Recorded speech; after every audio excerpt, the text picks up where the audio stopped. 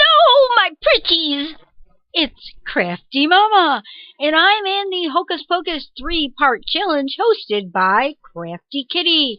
And in the first part, she asked us to DIY a new decor piece or revamp an old one. And I want to show you where I got my inspiration from for my decor piece. And that was from an old blog spot I found from 2012, Shelley Hickox made. And she used Tim Holtz' rickety house, graveyard, branch tree, mini cat and raven dies, and other things as well. But I had none of those. I wanted to use what I already have in my stash. So I used the dies that I had, and let me show you what I used to create my project. So here's some of the things that I used. I have the Sizzix red die haunted house, as you can see here. And so I decided I would use that, of course, for the haunted house in the project I am making.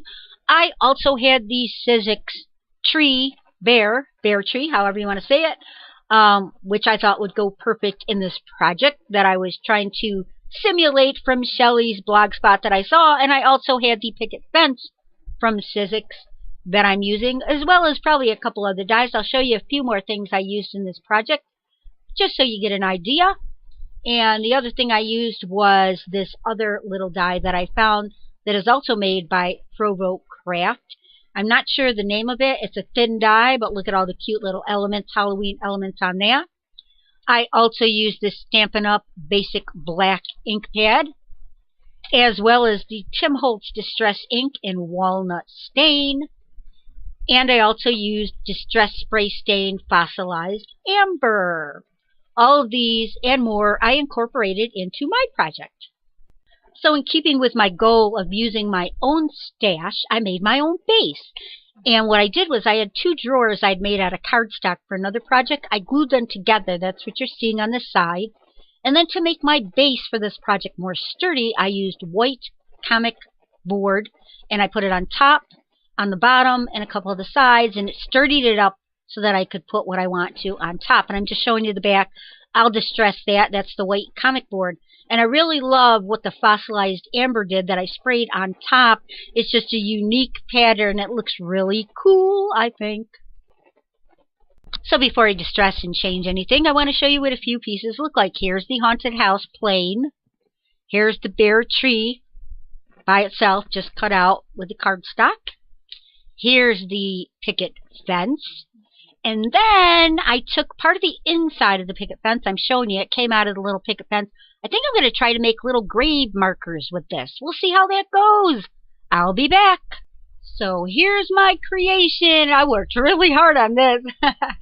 I used distress stickles and markers and other things too. And as you can see, a big fence. That's actually a cricket fence from the Cricket Halloween cartridge. And you can see the spider on top with all the spider webs. And instead of gargoyles, there's cats guarding the gate. And I did the Sizzix picket fence. I striped it black and gray because, you know, Santa has red and white. This witch's haunted house has gray and black striped. And now I have a bunch of trees in the back, and the tree in the middle is actually two trees I made to be growing together because I actually have one of those in my backyard. Hope I'm not making you too dizzy. I am trying to go slow. And I, as well, put the reindeer moss on the bottom there. And wow, that was a chore. It took a lot. But let me give you an inside look at the yard.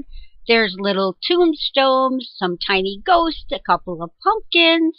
And there are plenty of cobwebs all over this. And well, let me shine a little light on the subject and show you why. There's a huge spider in the right tree. There's bats in the other trees. And there's a huge spider climbing down the front of the house. So there are plenty of webs all over this. And it's just really cool. And let me shine the light. It looks like there's lights coming through the house. How cool is that? I was going to put a little candle in the back, but it wasn't bright enough to do that. But I think that's pretty neat. So this is what I created, and I will have a few pictures that you can see right after this to get a better look too. Here it is. And I did it a close-up of the whole thing right here, and then I did with just the cats in the front. and then a spooky looking one. I will have the link to Crafty Kitty's video for this Hocus Pocus challenge below because it is so cute. You have to see it. Also, I will put a link to the blog spot. That was the inspiration for me deciding to do this project, even though I didn't have the die she used. It was what inspired me to make one of my own like this. I was supposed to have this project in by yesterday. However, our transformer blew and our entire block was without power for like 3 hours. So I wasn't able to finish and got behind on some crafting. But be sure to watch. There's 2 more videos in this challenge coming up next Saturday and the Saturday after that. They're going to be fun. Thank you so much for spending time with CraftyMama. Bye-bye, my pretties.